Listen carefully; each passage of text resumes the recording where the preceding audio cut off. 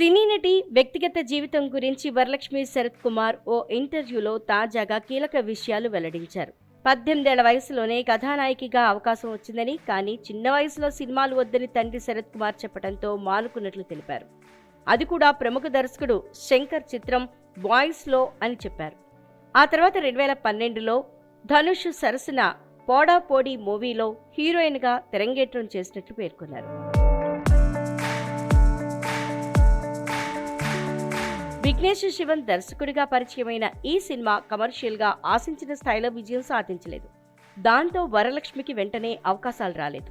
దాంతో తెలుగు, కన్నడ సినిమాల్లో వచ్చిన అవకాశాల్ని అందిపుచ్చుకుని నటిగా నిరూపించుకున్నారు. ఆ తర్వాత బాలా డైరెక్షన్లో వచ్చిన తారే తప్పట్టై చిత్రంతో నాయికగా ఆమె మంచి పేరు తెచ్చుకున్నారు. ఇక దక్షిణాదిలో సంచలన నటిగా ముద్ర వేసుకున్న ఆమె ఇప్పుడు ఎలాంటి పాత్రనైనా ఏ భాషలో అయినా చాలా అలవోకగా నటించే స్థాయికి చేరుకున్నారు. ప్రస్తుతం వరలక్ష్మికి 38 ఏళ్లు. గత నెలలోనే వివాహ నిశ్చితార్థం చేసుకున్నారు. ముంబైకి చెందిన నికోలాయ్ సచ్దేవ్ను ఆమె పెళ్లాడబోతున్నారు. ముంబైలో ఆర్ట్ గ్యాలరీ నడుపుతున్న ఆయనతో వరలక్ష్మి శరత్ కుమార్కు 14 ఏళ్ల స్నేహం ఉందట. అయితే నికోలాయ్ సచ్దేవ్కు ఇది రెండో పెళ్లి. మొదటి భార్యతో విడాకులు అయినట్లు సమాచారం.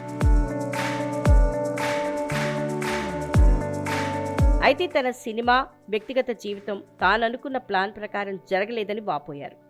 తన మొదటి చిత్రం పోడా పోడీలో నటించినప్పుడు తన వయసు 22 ఏళ్లని, ఎలాగైనా 28 ఏళ్లలోపు స్టార్ నటిగా ఎదగాలని భావించినట్లు చెప్పారు. అలాగే 32 ఏళ్లలో పెళ్లి చేసుకుని 34 ఏళ్లలో పిల్లల్ని కనాలని ప్లాన్ చేసుకున్నానని, కానీ ఇప్పుడు తన వయసు 38 ఏళ్లని వరలక్ష్మి శరత్ కుమార్ చెప్పారు.